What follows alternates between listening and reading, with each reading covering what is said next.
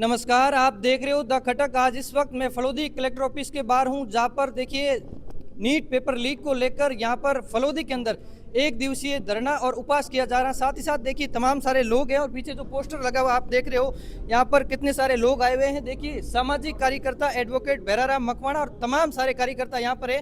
इनसे हम बातचीत करेंगे क्या कुछ मुख्य मांगे और किस तरह से एक दिवसीय उपवास और धरना प्रदर्शन कर रहे हो। क्या भैराराम जी, क्या कुछ मांगे हैं, किस तरह से क्या बताएंगे आज एक दिवसीय उपवास को लेकर। सबसे पहले आपका द खटक का धन्यवाद है अनिल जी। हमारी मुख्य मांग है, जो हमारा एक नेता 20 दिन से आमरण अनशन कर रहे थे और केंद्र सरकार ने उसको ज़बरदस्ती उठा लिया था। वो 42 करोड़ भारतीय युवाओं की चिंता करते हुए आमरण अनशन कर रहे थे।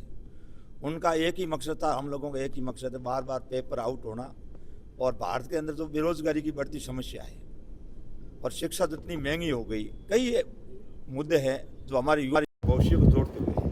तो हम लोग चाहते हैं कि हमारे देश का युवा जाति धर्म संप्रदाय से ऊपर उठकर हमारे देश का नेतृत्व करे, प्रत्येक परिवार में खुशहाली आए। जिस तरह बेरोजगारी की गति बढ़ रही है उस पर अंकुश लगाया जाए।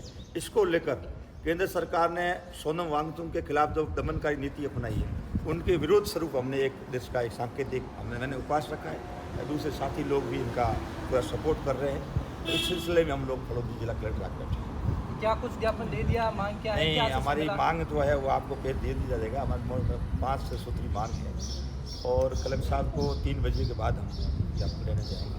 और जो फलोदी की तरफ से विरोध स्वरूप केंद्र सरकार राज्य सरकार की जो नीतियाँ हैं उनके प्रतीकात्मक विरोध स्वरूप एक ज्ञापन माननीय जिला कलेक्टर को राष्ट्रपति जी संबोधित ज्ञापन किया गया। बिल्कुल, देखिए और भी काफ़ी कार्यकर्ता हैं जो हमारे साथ, उनसे बात करेंगे। सर, क्या बताएंगे, आप इस धरने के अंदर शामिल हुए तो क्या सरकार से क्या मांग है और क्या अपेक्षा आपकी?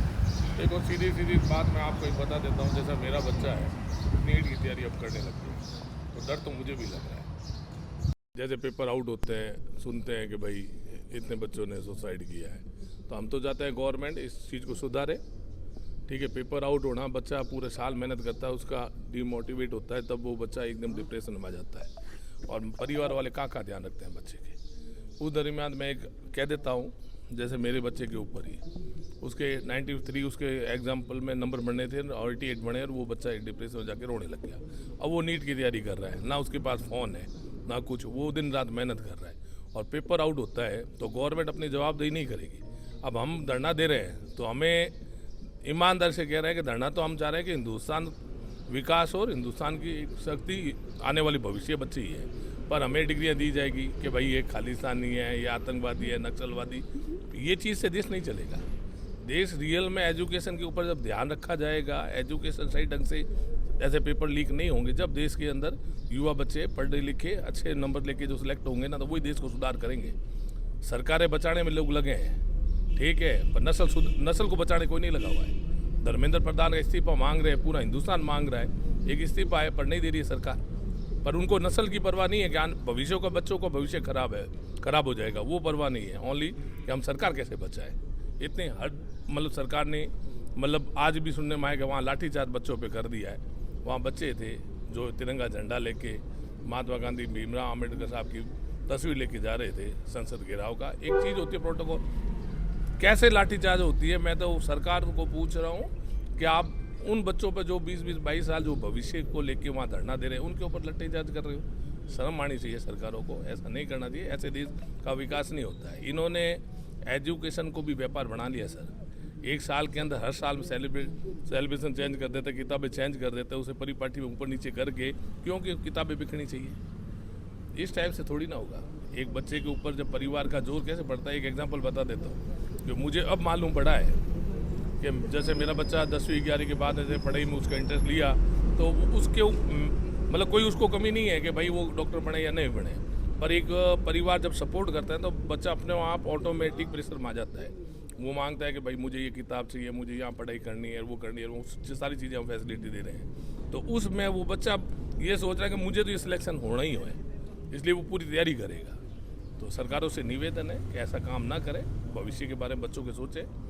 एक समय ये है कि आज की तारीख में डॉक्टर की एग्ज़ाम में कितने बच्चों ने सुसाइड किया। उन बच्चों के परिवार के अंदर गवर्नमेंट को हालचाल जानना चाहिए, क्या स्थिति में पढ़ाया है, क्यों ये चीज़ें हुई है। बहुत बुरा लगता है। बस ये बात मैं अपनी रखने के लिए धन्यवाद पाया हूँ।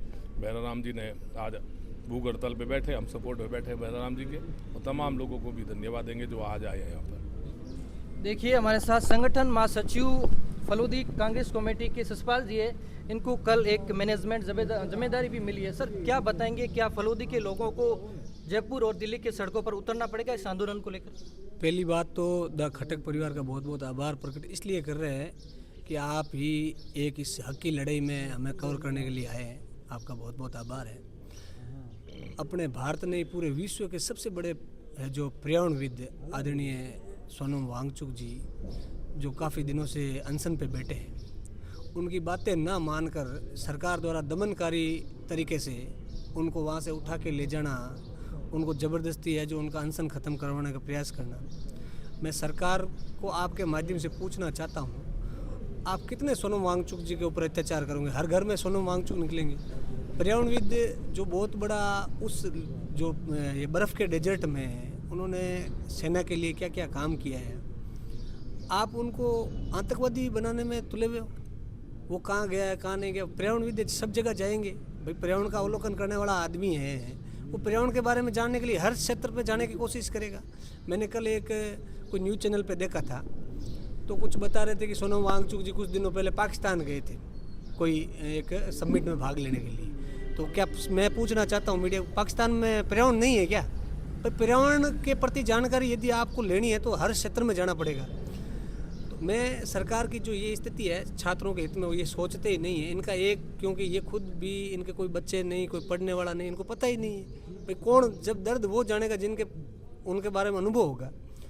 तो हम आज आदरणीय भैराराम जी मकवाना जी ने आज का जो एक दिन का उपवास, ये एक सांकेतिक विरोध है, और मैं आपके माध्यम से बताना चाहता हूँ ये विरोध आने वाले समय में पूरे प्रदेश भर में, देश भर में होगा। समय रहते सरकार समझे, सरकार आंदोलन को दबाने की कोशिश नहीं करे। दबाने की कोशिश तो अंग्रेजों ने की थी, तो समय रहते वो निपट गए थे, और अब आप दबाने की जो कोशिश कर रहे हो, आप भी समय रहते निपट जाओगे। आज कलेक्टर महोदय के माध्यम से हम राष्ट्रपति के नाम ज्ञापन देंगे 3 बजे के बाद, और मैं तमाम यहाँ जो युवा पधारे, जो सभी लोगों का आभार प्रकट करता हूँ कि आप समय निकाल के यहाँ पधारे। देखिए निश्चित तौर पे मैं आपको बताना चाहूँगा, देखिए फलोदी कलेक्टर ऑफिस के बाहर जहाँ पर सोनम वांगचुक के समर्थन में 1 दिवसीय धरना और विरोध प्रदर्शन किया जा रहा है, जहाँ पर देखिए अलग अलग जगहों से यहाँ लोग पहुँचे, और इस तरह की तमाम जानकारी अपडेट्स के लिए हमारे साथ बने रहिए।